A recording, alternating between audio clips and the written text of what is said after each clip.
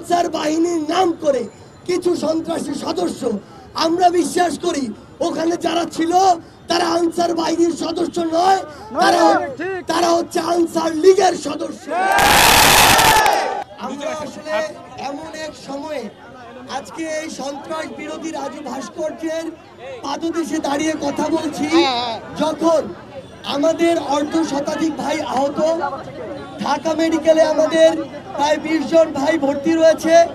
2 জন ভাই ঢাকা মেডিকেলে মৃত্যুর সাথে পাঞ্জা লড়ছে, এবং আজকে দুপুরেই তাদের একাধিক অপারেশন সম্পন্ন হয়েছে, এবং আমাদের অন্যতম একজন সমন্বয়ক হাসনাত আব্দুল্লাহকে তার শারীরিক অবস্থার অবনতির জন্য ঢাকা মেডিকেল থেকে উন্নত চিকিৎসার জন্য সিএমএইচে নেওয়া হয়েছে। এখন আপনারা যদি একটু লক্ষ্য করেন যে আসলে এই পরিস্থিতি কিভাবে তৈরি হলো, আজকে বর্তমান বাংলাদেশের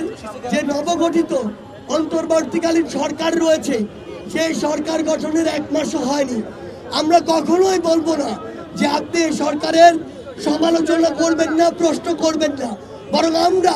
আপনাদেরকে যৌক্তিক উপায়ে উৎসাহিত করি, এবং আমরাও চাই এই সরকারের যে কোনো যৌক্তিক সমালোচনা করতে, প্রশ্ন করতে। কিন্তু 16 বছরের যে ফ্যাসিস্ট সরকার বাংলাদেশে একটি করাপ্টেড সিস্টেম তৈরি করে দিয়ে গিয়েছে, সেই সিস্টেমের বিরুদ্ধে যখন নতুন আরেকটি সরকার আসে, ওই সিস্টেমটি বুঝার জন্য তো ওই সরকারের ন্যূনতম কয়েক মাস সময়ের প্রয়োজন হয়। পাশাপাশি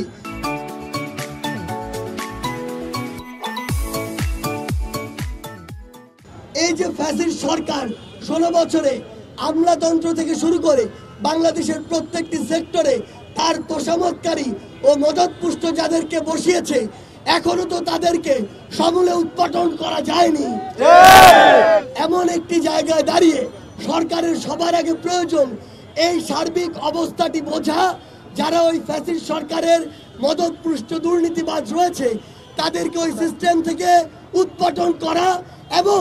তারপরে সিস্টেমটি নতুন করে রিফরমেশনের দিকে যাওয়া। সেই জায়গাটিতে আমরা গতকালকে লক্ষ্য করেছি আনসার বাহিনীর নাম করে কিছু সন্ত্রাসী সদস্য, আমরা বিশ্বাস করি ওখানে যারা ছিল তারা আনসার বাহিনীর সদস্য নয়, তারা হচ্ছে আনসার লীগের সদস্য, যারা তাদের সময়ে জনগণকে সেবা না দিয়ে ওই লীগকে সেবা দিয়ে এসেছে,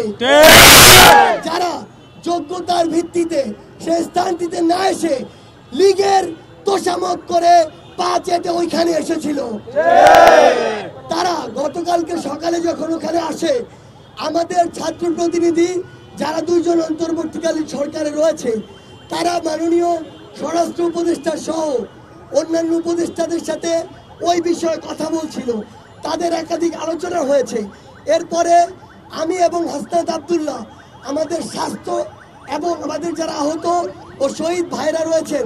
তাদের বিষয়ে কথা বলতে মাননীয় স্বাস্থ্য উপদেষ্টার কাছে যাই, এবং আমরা যখন বাইরে ওই কিছু আনসার সদস্যদেরকে দেখি, আমরা তখন তাদের বিষয়েও কথা বলতে মাননীয় স্বরাষ্ট্র উপদেষ্টার কাছে যাই। অর্থাৎ ছাত্র জনতা যে কোনো সময়ে বাংলাদেশের নাগরিকের যে কোনো দাবির জন্য সেটি শুনতে প্রস্তুত এবং সেটি আলোচনা করতে প্রস্তুত। কিন্তু আমরা যখন তাদের একটি টিম সচিবালয়ের ভিতরে নিয়ে এসে সকলের সাথে কথা বলার ব্যবস্থা করলাম, দুপুরে একবার কথা হয়েছে, সন্ধ্যায় একবার কথা হয়েছে, তারা কনভিন্স হয়, তাদের অধিকাংশ দাবি মেনে নেওয়া হয়, এবং বাকি দাবিগুলোর জন্য যৌক্তিকতা বিবেচনায় কিছু সময় চাওয়া হয়। তারা কনভিন্স হয়ে যখন বাইরে কথা বলতে যায়, তখন সকলে নয়, ওইখানকার কতিপয় আনসার সদস্য তারা এটি মেনে নেয় না। অর্থাৎ তাদের উদ্দেশ্যই ছিল দাবি মানা বা না মানার সাথে কিছু নয়, তাদের উদ্দেশ্য ছিল সচিবালয়কে অবরুদ্ধ করে দেশকে অবরুদ্ধ করার চেষ্টা করা।